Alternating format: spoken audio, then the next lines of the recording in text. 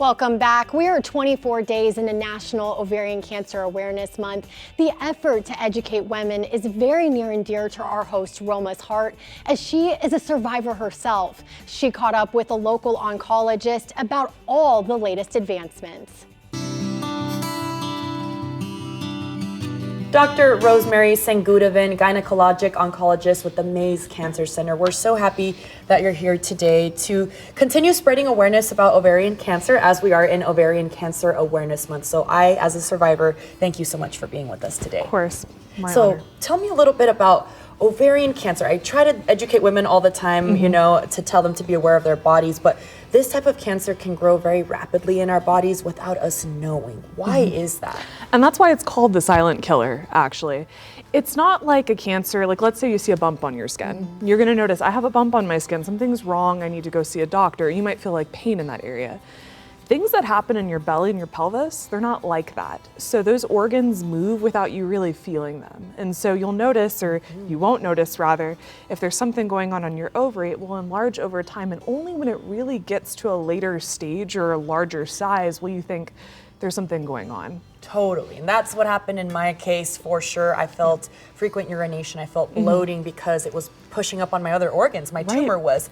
And so it is so important for women to just listen to even those subtle, at first you're kind of like, what's going on? This is, maybe something's wrong with me, I'm crazy, but you're not crazy. And this is where people need to look out for signs and symptoms, which I named some, but doctor, what are the others? Right, so there's urinary frequency, just like you said. It's a lot of symptoms that are similar to pregnancy, actually. Oh, you look so beautiful. So you'll notice bloating. A lot of women say, well, I don't have an appetite, but I notice that my pant size is increasing. And so why is that? And so your belly is getting larger and larger.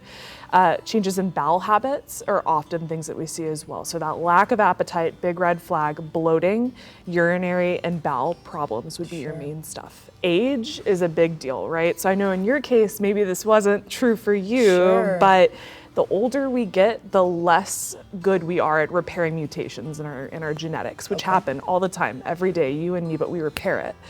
As we get older, that's not as efficient, so you're at a higher risk of things like ovarian cancer and kind of all cancers in general.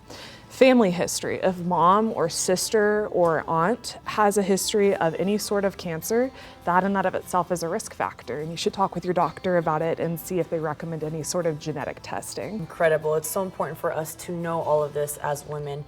And so I know that you guys are working really hard for advancements. Dr. Georgia McCann, my oncologist, she's also working on a certain screening. What is it right now that people can do to kind of get ahead of it, I guess? What would you say?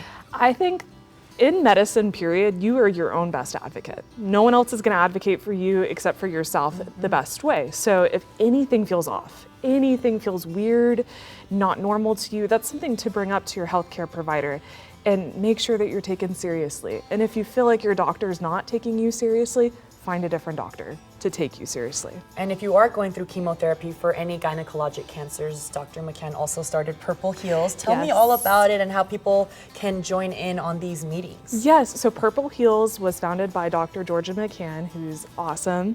And this is basically a community for gynecologic cancer survivors and people going through their active treatment for cancer. And it's a Facebook group that meets, a Facebook Live. It's every third Wednesday of the month from 6 to 8 p.m. Central Standard Time. And it's really just a forum for community, which is, as I'm sure you can tell me better than I can tell you, so important. It really is. So people, women, you are not alone going through any of this. How can people get more information about the Mays Cancer Center and just if they're curious or if they are feeling symptoms, what can they do? Absolutely. So, you know, the internet is our friend. So you want to go to the Mays Cancer Center website and you'll be able to find a list of all of the providers that are there. And it's very easy to contact or give a phone call. That's the best way. You can also contact your primary care provider and they should be able to plug you in as well. Thank you so much for your patience and your kindness in explaining all of this to us because it's a lot for us to digest, but so important. Thank you and God bless you. Thank you so much.